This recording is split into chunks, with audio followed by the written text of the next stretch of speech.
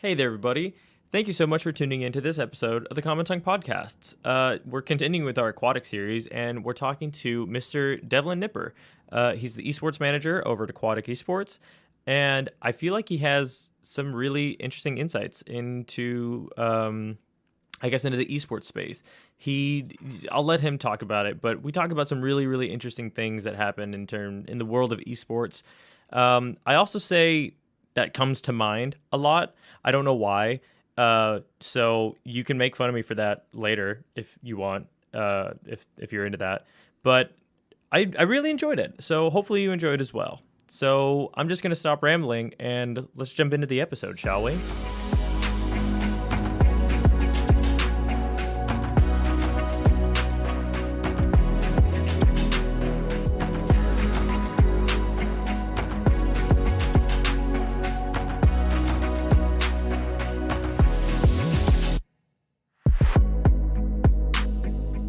Hello, sir. Hey, how's it How are going? you? I'm doing pretty good. How are you? It seems we're both waiting on dinner, so that's something we have to look forward to. So this is my first time actually officially meeting you. I think I talked to you once before during a community thing for Aquatic, but for everybody who does not know you, would you please introduce yourself and state your name for the record? Alrighty, so my name is Devlin Nipper, but most people probably know me as Trackpad. I'm the esports manager here at Aquatic Esports, and I've been in the industry in some capacity, either as a competitor or a coach or a coordinator, or whatever it may be, for I think the past 5 years as of this January. So getting close to half a decade. Yeah, you've been in here for a good minute then. Yes, sir. So, what is your technical position within Aquatic? So my job can be broadly categorized as oversight.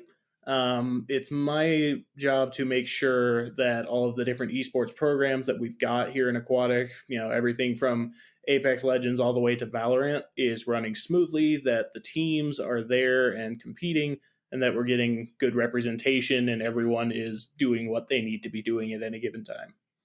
Okay. And I think in the Discord page, I think your title is technically esports manager. Is Yes, that that is correct. I am okay? that is the title for my job. Well, that's fancy. I wish I had that title. That'd be the coolest title to have ever to put on your resume. I was thinking the same thing when I got the job. I was so happy to get that little title just to go, hey, I was an esports manager. It's like I professionally manage video game players. So how did you even get started in the community of esports? So you said you've been a player, you've been a coach. How did you get started in this? So, flashback to 2017, I just got to Northern Arizona University. Didn't really know what I was going to study yet. Didn't really have any people I knew out here except for my now wife, who at the time was my fiance. But I get out here, and the first thing I do is I find the community League of Legends club because at the time that was the main game I played. To this day, I think I've sunk over 5,000 hours into that game, and I still don't know exactly why. This was but League? yes, it was League of Legends. Oh my gosh. League, back when I was in high school, that was a really popular game. This was 2009 to 2013. I remember one of my favorite characters that came out during that time was Aatrox.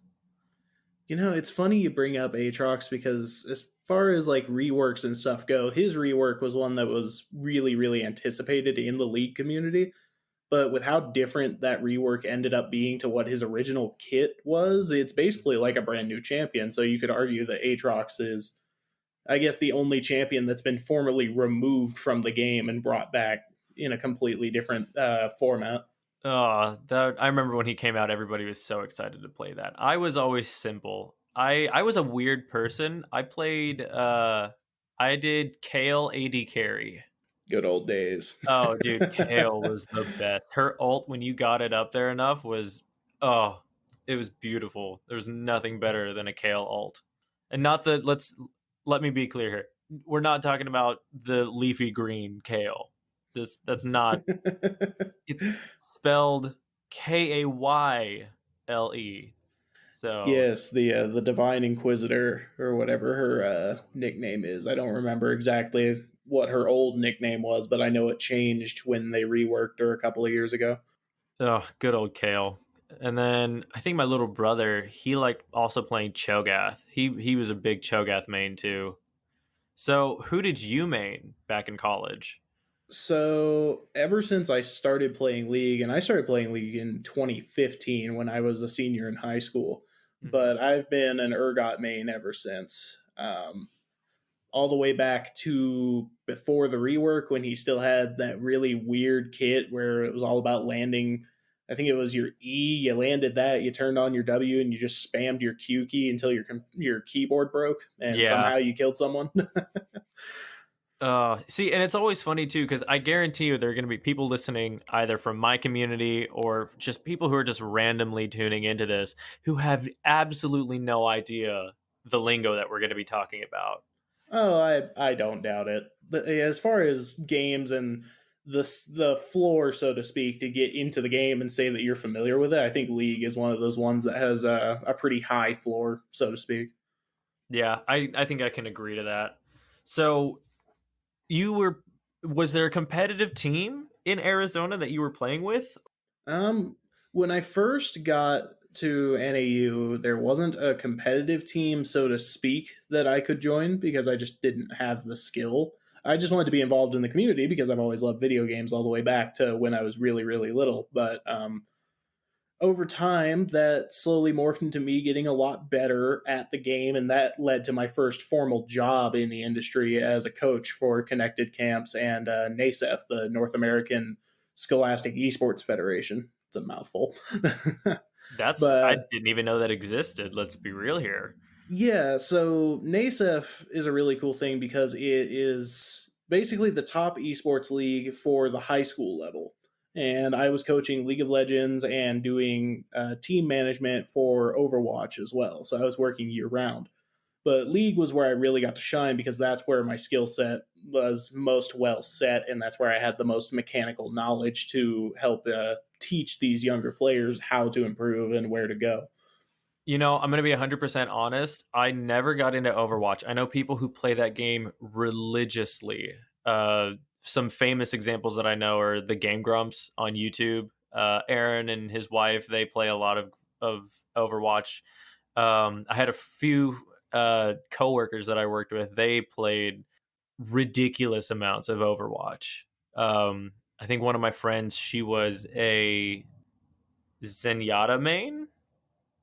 That Makes sounds sense. That right that to is me. one of the heroes. I feel like I never really ran into any Zenyatta mains when I was playing. I only played for about 6 months to a year at most. I really tried to get into the game and build up the mechanical knowledge, but something about it just never connected properly for me. For me, it just seems like a fancy 3D league. That's honestly what it looks like to me, if I'm going to be 100% honest. I can see that. That's about how it struck me too. It came across to me like somebody was trying to combine some of the best aspects of Halo with League of Legends. And in theory, that should have been appealing to me because I loved Halo back in the days. Halo 2 on LAN was like my favorite thing to play, but Now that you I mention don't it, know. that's exactly what it is. It's Halo League with just a completely different character and story set. Yeah, I don't know why it never really clicked with me, but now that I think about it, that's like the perfect way to describe it, at least in my head. No, that actually makes perfect sense to me for some reason. That's a weird way of describing it, but I guarantee you there's going to be at least one person who's going to hear that and they're just going to just be flabbergasted. Oh my gosh, that's wild.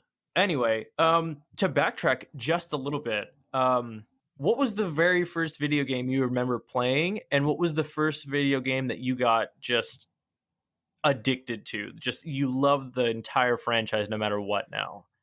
God, so that's gonna go all the way back to the PlayStation 1, Nintendo 64 era. The first game I can remember playing was Earthworm Jim for the Nintendo 64, and it was one of those colored cartridges. It was a yellow cartridge. I remember it distinctively because it always made me laugh for some reason. Oh god, I remember playing Earthworm Jim on the Game Boy. Since then, I've gotten to play the version that was on the Genesis also, but I distinctly remember the Nintendo 64 version. That's such a weird game to start with? How you must have been like what, 6, 7? Oh no, back in that time I was like 2, 3. I was really really Oh, young because my dad was a competitive gamer also. He played in the arcade tournaments for Mortal Kombat 1, 2 and 3. So gaming was instilled into me very very early on. And yeah, 2, 3 years old, I can remember holding that clunky Nintendo 64 controller and just having fun with Earthworm Jim and getting rolled over by, I think it was like a hog in one of the levels that was running around the pen. that's so cool. Because my first memory, I think I've stated this multiple times. My very first memory of any video game was playing Final Fantasy VIII with my older brother. He would be playing, and it would be me and my little brother watching him play, listening to Linkin Park in Arkansas. And ever since then, I have been a die-hard, crazy fanatic of Final Fantasy. I love Final Fantasy. That is my one series that I will die for. Well, anything by Square Enix, really. There are some flops, but Square Enix is real solid in my opinion. I agree. Most of Square Enix's titles have been either a critical success or a cult success with their fan base, so it's hard to argue against it. Yeah, I think the one game that recently I know a lot of people were not necessarily annoyed by, but it just wasn't that great. Are the Just Cause games? Oh yeah, yeah. I don't know. I mean, some people that I know really, really like the Just Cause franchise, and some people really, really don't. So it's kind of in that polarizing field. Yeah, it's kind of like the Deus Ex games. I know people who will die for the first game, and the minute they hear about Human Revolution, they immediately start hating it. So those are the two dichotomies that I see. You either really like the games that are not necessarily as popular as Kingdom Hearts or Final Fantasy, or it's just one of the two. You either really like those games or you really hate those games. So, and it's individual too. It's not necessarily by franchise. It's always by game with those games too. It's really weird. I don't know. We're Final Fantasy or Square Enix fans are just weirdos. We're just a bunch of weirdos. I'll stay it right here. So, but that's really cool that your dad, he played competitively for with Mortal Kombat. That's wild. I wish I had that kind of childhood. Yeah, if I remember right from what he told me, he was one of the first ones because he played in Ohio primarily because that's where he grew up. Mhm. But he was one of the first competitive players in that area to figure out how to time SubZero's freeze ball to freeze the Scorpion spear mid shot. So he was able to take on all of the Scorpion players and usually run through the competition with SubZero. So he basically knew how to read frames from Yeah, he however was long ago. he was ridiculously good. I remember even when I was like 10 years old and playing, whether it was like a UFC video game or a WWE video game, he could absolutely eat my lunch on any game that I put in front of him. See, and I never really got into those fighting games. I tried even recently. I remember the only fighting game I really got into was Super Smash Brothers, and that was just because of the character base. Just everything that Nintendo made was golden to me at the time. But I tried getting into Street Fighter. I tried getting into Tekken. I've tried Mortal Kombat a few times, even recently with even like the clones, like Injustice League or Mortal Kombat 10 when that came out. I tried playing them, and I can't get into them.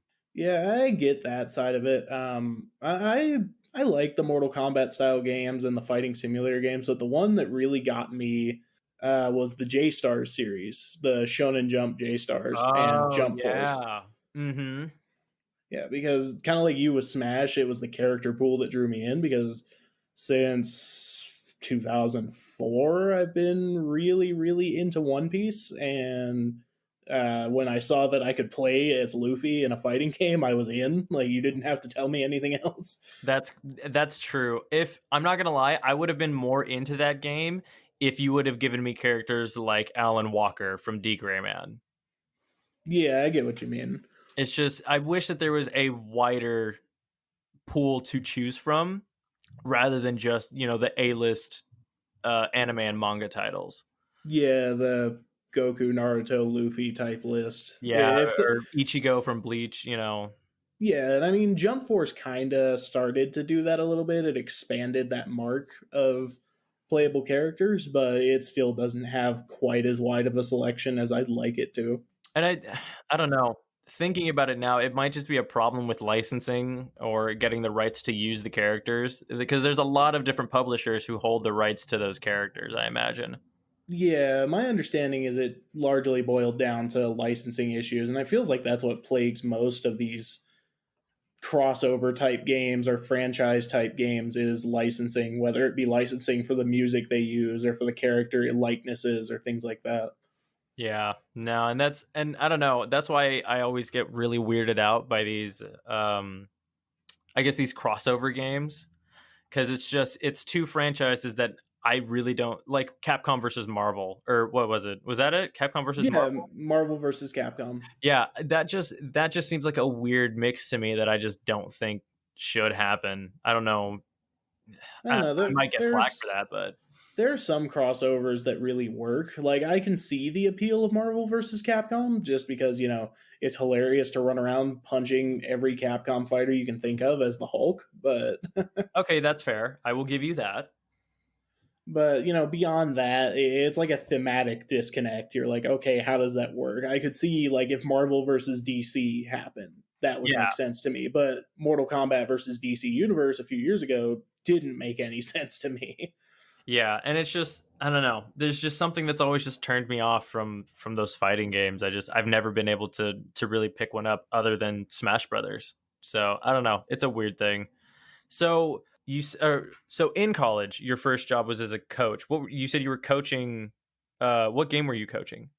Primarily League of Legends. I was coaching high school teams, and I hit my stride with it really in 2018 during the league season for that year. Because most of the coaches that were employed at the time were getting 3 to 4 schools to work with, and there were also schools in the competition that didn't have coaches provided to them through connected camps or NASEF. Okay. But it comes time for the grand finals, and this tournament's running between Canada, the United States, and Mexico, and 4 teams throughout all of those countries get flown to California to compete in the grand finals, and they win prize money for their schools, such as grants, things like that. Of the 4 teams that went, 2 of those teams were teams that I coached: the Eastern champions and the Western third place seed. Wow, So that's I, quite a little. I don't know what the expression is. The the feather in the cap. feather in the cap. That. Thank you. There you go. That's quite the feather in the cap for you, I would imagine. Yeah, the other 2 teams that went didn't have connected camps coaches so for a little while I was like the golden goose of that company for the League of Legends side of things because 2 of those 4 teams were from me, and between the 2 of them they won just over $1,200 in grants for their schools and all kinds of equipment. So, it was a pretty special deal. And it was actually that event, the live grand final. I think it was in I don't even remember. It was around the Compton area of California. I don't remember the exact city it was in now, but from there, I get there, the teams they play, but then they asked me if I'd like to be a special guest analyst for the grand final matchup for first place. And that's where I get some of my first, on camera type work for esports. And from there, I knew this is what I want to do. And after that, I actually came back to NAU and custom requested a major in game studies so I could do a double major between game studies and English. That's an interesting mix, but you got your degree though, I'm assuming. Yeah, class of 2020. Hey, you and me both. Hooray. We both graduated. Mine was May. I think my graduation was right around the same time. Nice. So, Nice. yeah. Well, high five for graduating college during a pandemic. So, moving away from college, so you managed to get a degree in video games? So, game studies and English is my degree title. The particular path that I set up is analyzing games from a narrative perspective and from a sociological perspective, kind of gauging the impact that certain games have on cultures and on subsections of society and even society at large. My final paper was kind of an interesting one. It was about 20 pages on how games have impacted American society between the 1980s Oh, and the present. Wait a minute, we have an alarm. That's the fire station across the street going off. So everybody at home, take your shots, drink your caffeine, whatever you do. It's go time. Anyway, so continue with what you were saying with your paper. So the final paper I did for this degree program was about 20 pages long, and it was about how games have impacted American society between the 1980s and now. Okay, yeah. That covered quite the wide array of topics, everything from gender studies type issues of the representation of race and gender in games to the propagation of certain cultural ideals and how games commentate on political climates and on social climates. And, Ooh, the violent video game debate also managed to make its way in there. did you So bring up anything by Hideo Kojima? I did bring up Metal Gear for a little bit of it. Near Automata got a lot of attention in that paper. Really? So, Wow. The Near franchise is surprisingly rich as far as the narrative goes when you try to Oh, break it down from that perspective, which I mean, if you've played a Near game, that's not going to be much of a surprise. But no, yeah, I remember recently in the last year, I think there was a streamer that I watched on Twitch. I This is probably the fourth time I will have mentioned him in this podcast. His name is Kawaii Guy, and he did a playthrough of Nier Automata, and he beat the game. And afterward, he had a stream where it was talking about the emotional and psychological implications that Nier Automata had on him, and it was wild. I never thought that you could get that deep into a Nier game, but we did it, and it was a roller coaster ride. absolutely. I remember for that game specifically, I had to play through it myself because I hadn't played anything related to the Near universe since the Drakengard days, like the progenitor to that Near series. Oh. And getting to actually play through Near Automata, and it was a challenge, I'll admit, because a little bit of mechanical difficulty for me. I hadn't played on console in a few years, and I hadn't played a game of that style in a little while. But once I finally got through it, I felt that exact same thing, just sitting back and thinking about the implications of the game itself and what that made me feel, what that would make a larger scale group feel. It was a very, very unique experience, I'd say. Yeah, I think in that same vein of just games that make you think, especially when you do more research into it, I think the Metal Gear games are a wonderful example of deep analysis of society and then also doing an introspective search of yourself after listening to the dialogue of some of these characters. Absolutely. Uh, Most recently, I watched a playthrough of Metal Gear Solid 4. I think it was Peacemaker, the one where you have to fight Ocelot. I'm pretty Which sure that was Peacemaker, but I may be wrong in saying that. So, anybody listening, please don't chew me out if I am no, wrong. no. We're gonna do a proprietary. This isn't trademarked yet, but we're definitely not working on it. We're gonna do a common tongue fact check because that's what we do here. We do fact checks. We make sure that we have correct information. No, Guns of the Patriots. That's the one. Okay. There's Guns of the Patriots, and that was the one where you have Big Boss talking uh to Snake just about everything that happened in terms of what happened with the philosophers and how and the cycle of society. And it's really interesting because I didn't know this, but supposedly that whole conversation is at least from what I understood, Hideo Kojima wrote that entire script, I guess, as a conversation to his father, or as a conversation he had with his father, or something along those lines. And I genuinely, at the time, it wasn't until recently that I really got into appreciating what Hideo Kojima puts into his games. He can seem very narcissistic, especially at the end of Guns of the Patriots. He puts himself in the credits as the voice of God, but he's so good at just putting crazy analytical and just deep subjects into his games, and a lot of times people just blow past it. Yeah, I think because of his ability to come off as narcissistic, even if he's not necessarily trying to be overly narcissistic, voice of God, but that Yeah. aside, he has the talent to be able to put that kind of information and that kind of subject matter into his game, similar to Yoko Taro from the Nier series. Yeah, that's fair. And I love it when people do that, when you can psychoanalyze a video game. It's so interesting. I love it so much.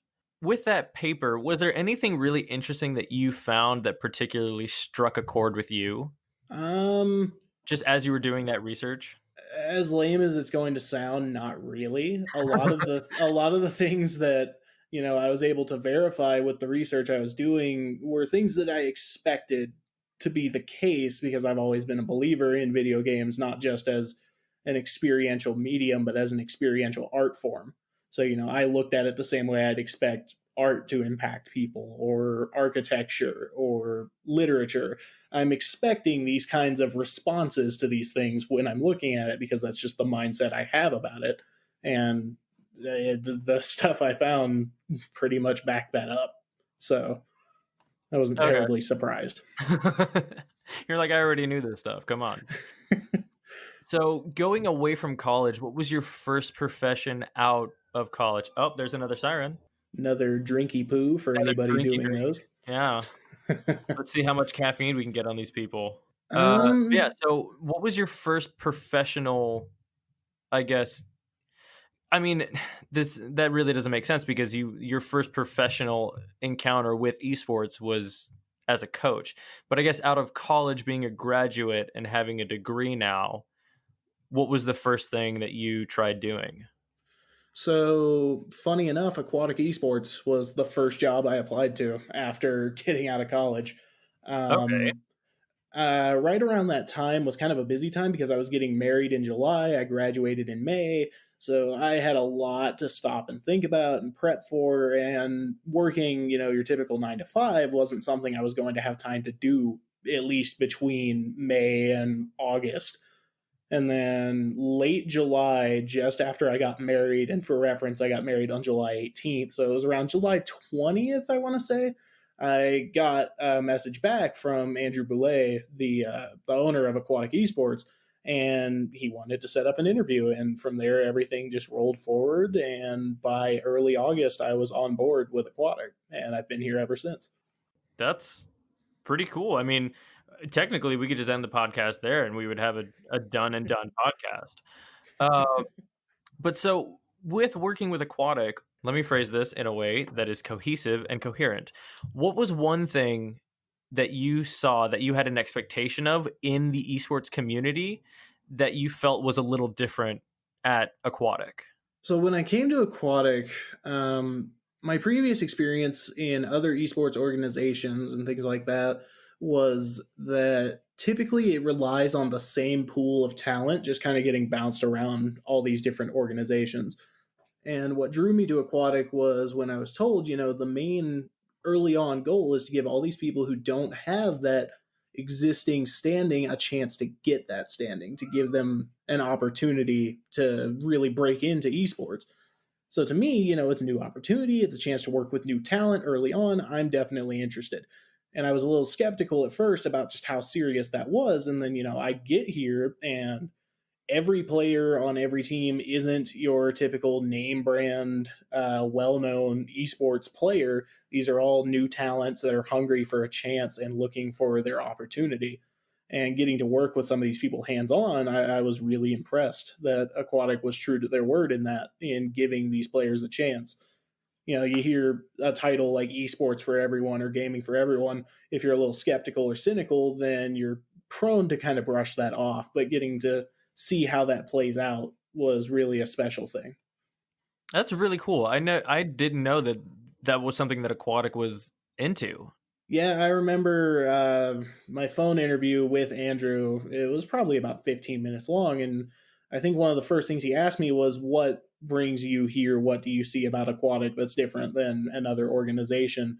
And looking through Aquatic's mission statement and seeing that that was kind of their goal, their direction, to give these new players a chance, is what really cemented it as an ideal match, not only for him, but for me as well. Okay. Hey there, everybody. I want to take a minute to thank today's sponsor, Gamerware. Now, if you can't tell from the name, they're a gaming clothing and accessory brand that's specifically focused on the gaming industry. All their products are eco-friendly and are really high quality, and they're also making sure that they're part of a sustainable fashion movement. Their core values are eco-consciousness, collaboration, and innovation. Now, here's where it gets really good. They have some really, really good collections. Their first edition collection is really nice. I personally have their Explorer tee. I love that so much. The graphic design on that is impeccable. They also have their signature range, which has their logo and their name on it. They also have their custom 2021 Gamerware jersey. You can customize it with your gamer tag and with a personal number, and it comes with all the branding of Gamerware. They also have their own multi-link site called gamer.tv. It's gmr.tv. I love it. I personally use it so much. It just looks really, really clean. It looks really good. So if you're interested on upgrading how you look on stream or just on the street, check out Gamerware. And if you'd like to save 10% off of your order at gamerware.com, make sure you put in code TCT10 at checkout to save 10% on your entire purchase. And now, let's just get back to the episode. Also, I'm going to pop this in here just because I did find it. It took me a good minute of research. I did find out that the final scene in MGS4, Guns of the Patriots, it was a tribute to Hideo Kojima's father. It was a tribute to him. So that whole conversation that the big boss is having with David Hayter's character Snake, it is an homage and a tribute to his father. It goes. There's a whole conversation in here, and if anybody wants to do it, I will link it in the description of this episode. If it's something that interests you, it gives a little more depth into Hideo Kojima and his games. So that's just my personal spin on that. Anyway, getting back into your regularly scheduled content. What's one thing about Aquatik that you just love, other than the fact that it roots for the underdog? What is one thing about the organization or the way that it comports itself or anything within the organization that you really like and it resonates really with you? I think the biggest thing for me is the charitable side of it. There are organizations that do their part as far as charity goes, but I've always felt like that could be expanded on more.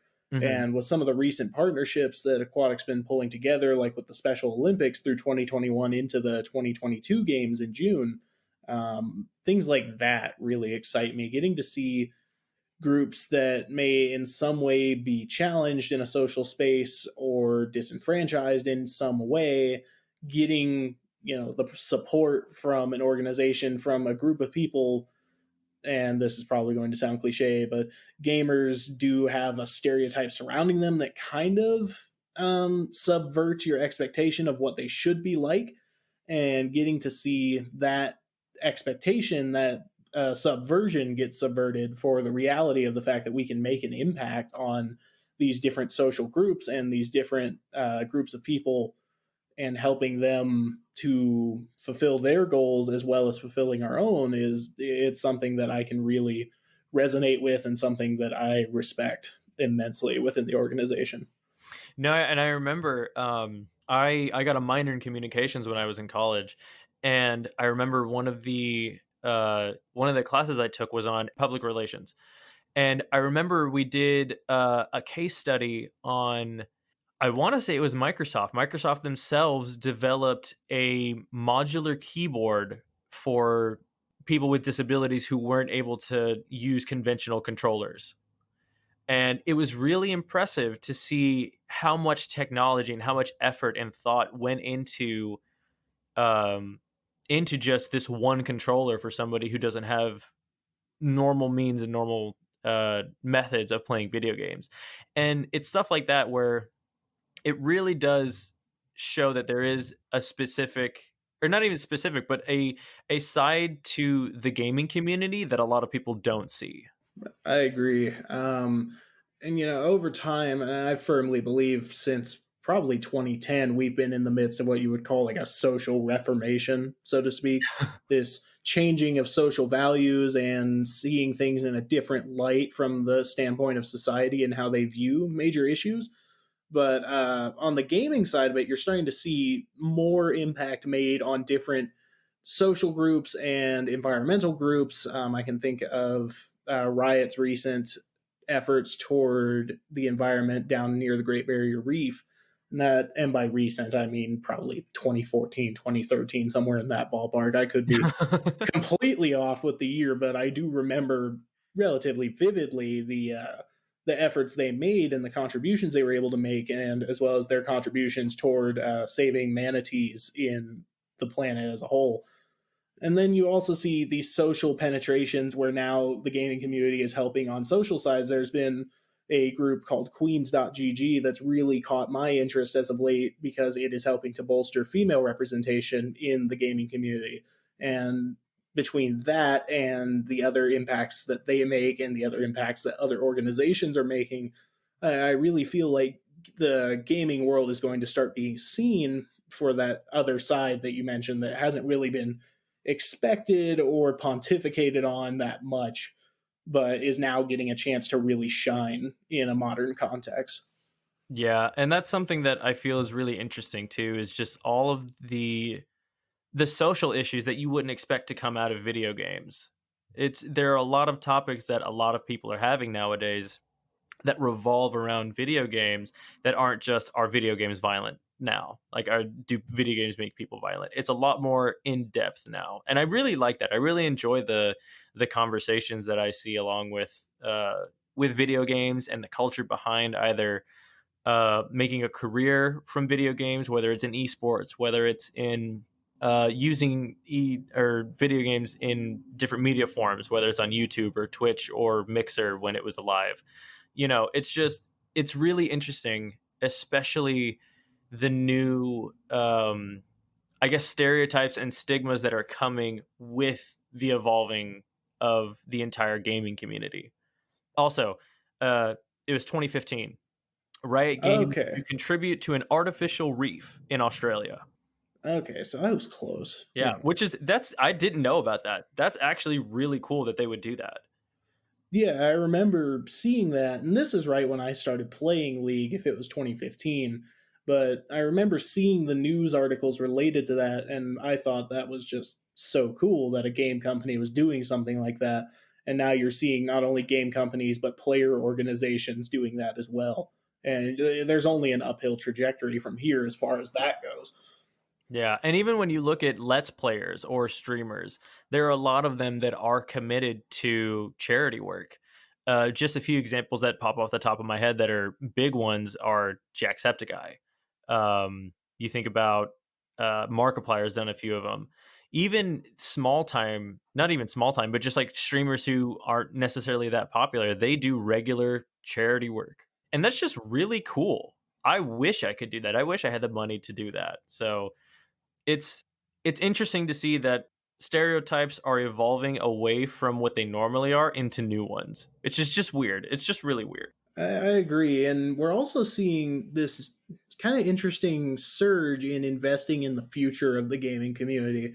And the first example that comes to mind, since we're on the topic of streamers and content creators, is Pokimane with her scholarship endowment that she gave to UC Irvine recently, the $150,000 endowment that she set up there. That gives these prospective students and the future generation of who could be anyone from a commentator on an esports broadcast to a world champion in insert game title here. Um, this gives these kinds of people this chance to really explore that passion and see the academic benefit as well as the personal benefit in it. And I'm really, really excited to see how much farther that goes because had it not been for a kind of push like that from the prior generation, in my case, my dad being a competitive gamer, pushing me to really enjoy and explore the passion and the world of video games, whether it be the creation side or the just pure entertainment value of playing them and really thinking about them, that kind of push from a prior group of people who made it in that scene can really go a long way for the next group. Absolutely. And I think the other thing that needs to be said is that there's a lot more now in the gaming community that is just it's more than just playing video games. You have people on the back end. The first person that comes to mind is Aquatic whenever they do big tournaments. You have people running the stream, you have people running the audio, you have people running the camera equipment. You have so much technical work behind it, and then you have the marketing, you have the partnerships and the affiliates, and you have all the advertising, and you have commentators and the people who it's the interviewers for the players. You have a lot of people, and it's a lot more than just sitting down and playing a video game. There's a lot of planning, a lot of logistical work, and that goes into making an esports tournament or making an esports company viable. I think that's something people need to realize more, is that it's more than just sitting on a couch playing video games with your homies till 3 a.m. I mean, to be fair, that is kind of a fun experience, just kind of Oh, chilling on the couch absolutely. and then going, Oh, "Wait a minute, what time is oh, it?" I have several memories with a lot of my roommates in college being up till 4 in the morning when we have class at 8 o'clock playing Super Smash Brothers. Those are some of the best memories I've ever had. Or, finding a new game and you can't sleep because you need to know what's going to happen next in the story. I did that with Kingdom Hearts 13, Kingdom Hearts 3 when it came out. I remember I was in college when it came out, and I think I was dating my wife at the time. I honestly don't remember, but I specifically remember sitting down, watching the opening cutscene of that game, sobbing, and then saying, "I'm not going to sleep tonight because I need to know what's going to happen." And Yeah, it's so good. There's so much of an experience that you get out of playing a video game, especially when it's something that you're passionate about, whether it's for me, it's always been the story. I love the story based aspect of it, but I don't see that happening with anything like COD or CS:GO or anything like that. yeah, and I mean, there are certain games where the story is the competitive side of it, and those are your Call of Duties and your Counter Strikes and your League of Legends, and well, to be fair, League has a pretty deep narrative. So does Overwatch and a few of those other games that Yeah, have the more fantasy world setting. But some of those games do thrive off of their main story being it's competitive. that's You have to true. be the best. And I guess the other part that I really gloss over a lot is those games like CS:GO, like COD, like these FPS games. They're largely skill based, and it's a social game too. It's mainly built out of social interaction. Granted, a lot of that social interaction is beyond toxic. However, you see examples of people saying that playing these video games and having that social interaction with friends that you make over these video games are lasting friendships. Funny enough, the best man at my wedding was somebody that I met through League of Legends. So I 100% can attest to those lifelong friendship stories and things like that. Oh no, yeah, I met my best friend. We did an episode months ago on his work in IT, and we met playing Magic: The Gathering. So it's interesting the kind of connections that you can make from playing video games or playing games in general, going out and meeting people who have similar interests that you do. It's always so much fun to see the commonality that you have between people in even in generational gaps. This guy is 11 years older than me, and he's one of the coolest guys I've ever met. Yeah, I think it's really interesting, and it speaks to the impact of globalization through media that you can make such powerful friendships and make such lifelong connections through games. Previously, when you think of media that can spread and transcend culture, you think of film, you think of art, and you think of music. Yeah. And now games have kind of broken into that space because games takes the social and experiential pieces that you get through discussing the the solid medium itself and puts that social piece into the interactivity of it because it's an interactive medium to work with. So it's very interesting to see where things are going to go from here, how cultural ideas will be communicated and exchanged and transcended through games and related media, and the long-term impacts of that. How is that going to impact the social standing of the world 10, 15, 20 years down the line? No, yeah, and I think Bobby and I had a conversation about this too. Of the old forms of ubiquitous influence in media, the old forms of media, whether it be film, music, art, which one is in your opinion the most influential? Oh, absolutely, music. It's always going to be music to me. Always going to be music. Music is something where, regardless of language, regardless of culture, you can understand and feel emotion through sound patterns and through rhythmic patterns. You see an artist like Stromae, for instance, very popular French pop star type artist. His song "Alors on Danse" went number one in 16 different Oh countries, yeah. and it got remixed with Kanye West in the United States, and he speaks French. How many people do you know, not to say that French is a small language, but how many people do you know that are actively seeking French music, French culture in your typical American environment? I will say French dance and French like rap is really good.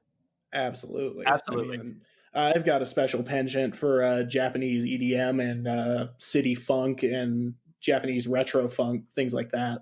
Surprisingly, uh oh, what is it? It's oh no. It's a weird fusion of like West and East that you don't expect. What is it? It was BTS released a song on their Love Yourself Answer album. Anybody who's a BTS fan, you know what I'm talking about. It's called Fake Love Rocking Vibe Mix. And it's basically their song Fake Love, but to a rock track, drums and guitar and bass. And it's really, really good. And I wish they did more of it. Even with Bring Me the Horizon, recently they did a song with Baby Metal, where it's this hard song, and you have Japanese singing, and it's beautiful. It's fantastic. I get chills every time I listen to that song. God, what's her name? Why is it escaping me? This should be so obvious to me. Oh, Poppy. Her song X from, I think it was the Am I a Girl album. I may be misquoting that, but I'm gonna have to look at uh, that one because I'm not familiar with that. that song specifically switches between like heavy screamo almost metal to like 1960s soft pop, and it's such a strange dynamic just in a musical context. For American music, that is a strange dynamic, but it works so well. So I totally understand that musical fusion type thing as different genres cross over and things like that. Yeah, but yeah, I think I would definitely have to agree with you. Is that music is one of the most influential mediums, no matter who you are or where you are. So I think I'm glad that there are, and I imagine that we're not the only people who think that way. I imagine that there's a wide group of people that Yeah. believe that as well. Yeah, and I think one of the big things that music has going for it is art and film are both kind of locked into visual representations of their time. Yes, you can have timeless films, but also a lot of the references and a lot of the subject matter will be based on the specific time that they were made. Whereas music, auditory patterns and rhythmic patterns can transcend a given culture. You'll have certain patterns that are unique to certain cultures, but those can be passed along much more easily than visual representations generally. No, yeah. Anyway, to bring it back, yes, the song is X. It's on Poppy's album "Am I a Girl?" So you were correct. But Hooray. in terms of that societal analysis in a song, the one that immediately comes to my mind is Parasite Eve by Bring Me the Horizon. I really like Bring Me the Horizon. They're a really good band.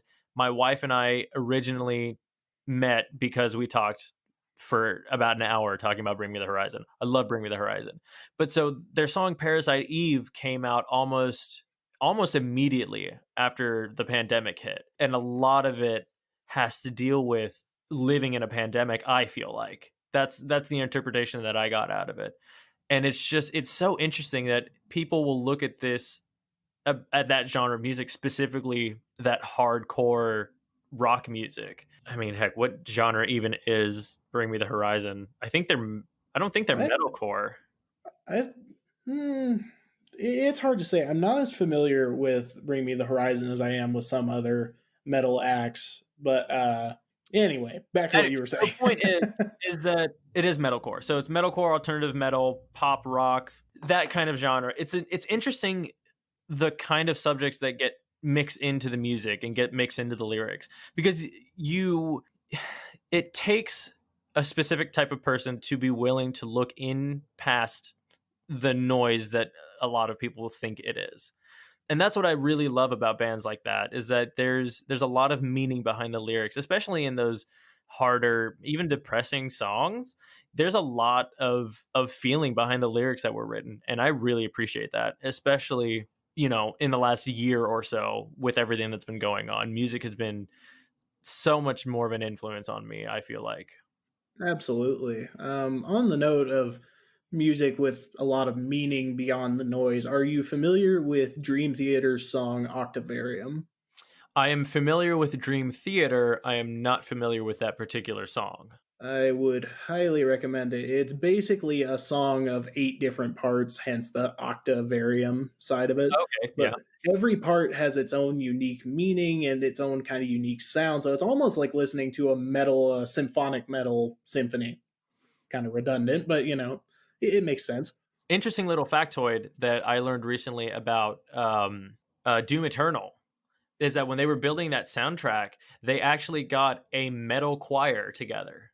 That's awesome. It's sick. You watch them making that soundtrack, and it is amazing the kind of stuff that they come up with for that. It's such a good soundtrack too. Absolutely. Oh man. Anyway, so to kind of wrap this all up, you have been in the community for a long time, or probably what feels like a long time, for about 5 years now. Um, in terms of what you have experienced within the esports community, being on all parts of it, being a coach, being uh, one of the managers in the company of Aquatik, what's the direction that you see esports moving into?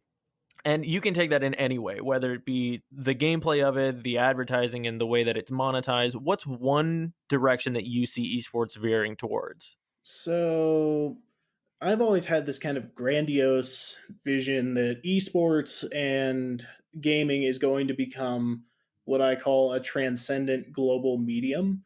And by that, I mean it's not bound to culture. You already see that now with the global representation of different esports titles. Look at League of Legends, it has 12 different regions scattered throughout the world.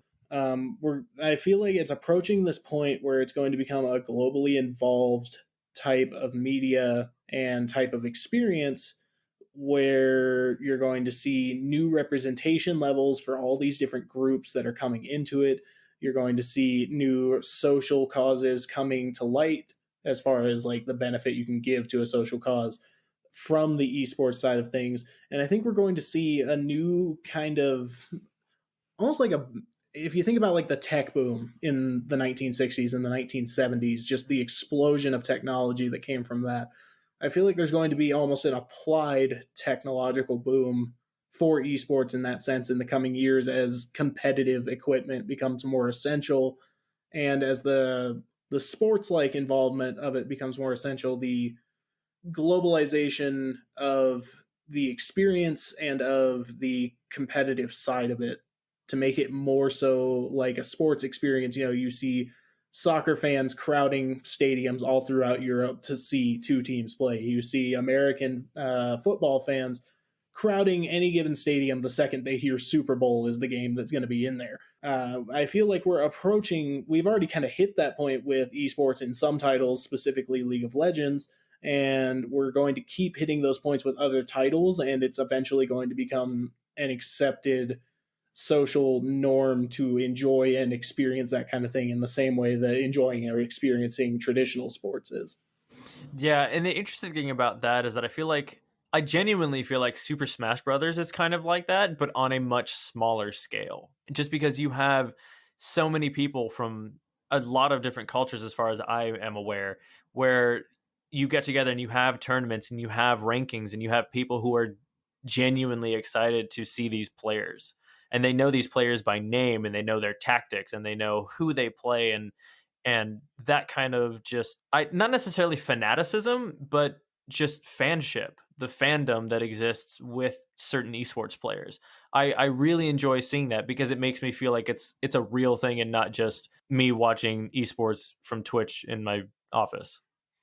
Yeah, as And Smash is a really good example because it's a really good microcosm of all these different dynamics that are playing out on the larger scale as well. But with the increase in traditional iconography and celebritization of specific players and individuals getting, their moment in the sun, so to speak, as they develop fan bases, not only the organizations, but the individuals behind it, I really see bright things in the future for esports. It's already pretty bright where the industry as a whole is past the $1 billion value mark, so it's only up from here at this point. I think I think Bobby and I actually had a conversation about that.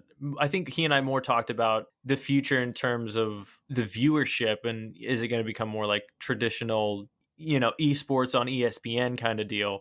But yeah, it's impressive that there's so much money being pumped into it right now. And it's interesting to see where those funds are being allocated into who and in what ways. I will say that much. The one topic that just springs immediately to my mind is that one team that signed a contract with a 8-year-old kid or something like that. Oh, yeah.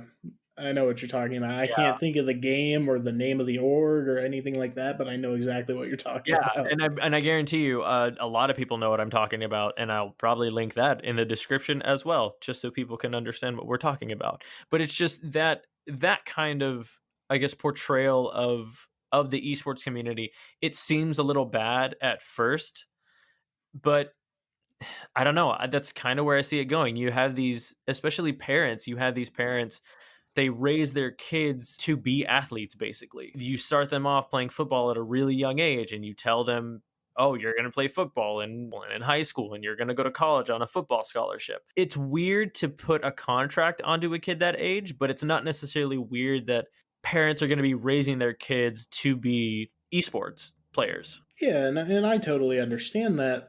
Heading into high school, I had been wrestling for almost 10 years, and my senior year, before a freak leg injury got the better of me, I was on track for a Division 1 scholarship for wrestling at the 197-pound weight class. So I completely understand that dynamic and where it's kind of going with esports. We're going to start seeing similar levels of things. Oh, my kid plays in name whatever sports league you want to put here. My kid plays this game X hours a day with this kind of equipment is not going to be too far fetched of a sentence, I don't think, in a few years' time. Yeah, I don't know. I think a lot of people see it as a slippery slope.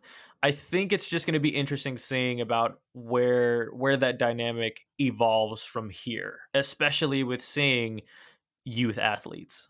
So, I don't know. It's always interesting seeing how society changes with what's popular. It's all endemic of the times. Whatever is on trend at a given time, whatever is socially looked at as, oh, this is the next cool thing, there's always going to be some kind of cool impact to look at, whether it's in esports or even beyond that.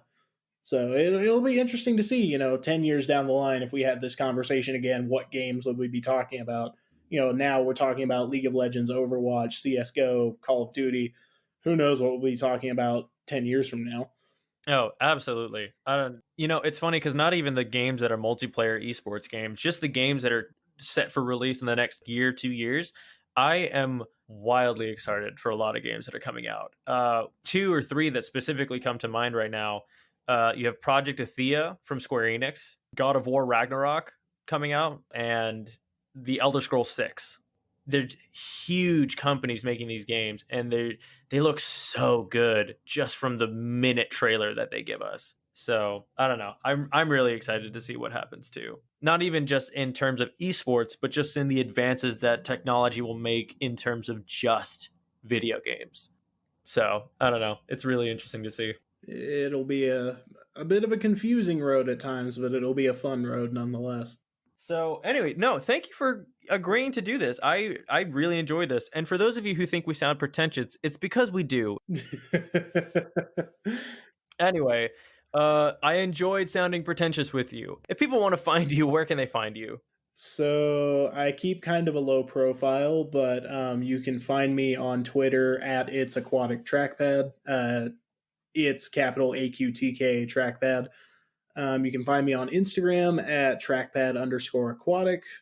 And that's about all the presence I have. I don't really engage social media too much beyond, popping on there to say something about the food I ate, or something that seems witty for the first 5 seconds, and then 10 seconds later I'm like, why did I say that? I know, I completely agree with that. And I know that you are also part of the Aquatic Discord, which we will definitely put into these, because hopefully we're Yes. going to have a multiple episode series of these. So we'll see what happens. Thank you for so much. Oh my gosh, what is happening with me? For so much what I have been exactly? recording for so long. I have been editing all day. I've been recording all day. My mind is shot. I need dinner and I need a nap. That's what I need. Hey there, everybody. Thank you so much for tuning so into much this episode. for coming I on just finished to this editing it, episode. and I'm gonna it speak like sounds this it's a till I really cut, funny episode to me. You'll just have to so I have a excuse me if split I second sound to really think about what tired I'm and just gonna really out say. of whack.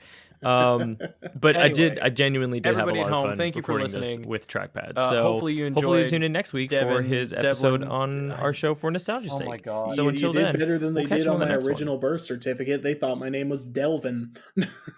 Wow, that's an oversight. How many people do you know that had their original birth certificate spell their name wrong? Devlin honestly sounds like something out of a video game. I'm not gonna lie. I feel like that's the only place where I would hear the name Devlin. I mean, it's a traditional Irish name, but I mean, over there's a musician who uses that as his stage name, I think. That's pretty cool. Anyway, we're gonna let you guys go and get on with your day. Just remember to drink your water and get some sunshine, because you are basically a complicated houseplant with emotions. So, bye everybody.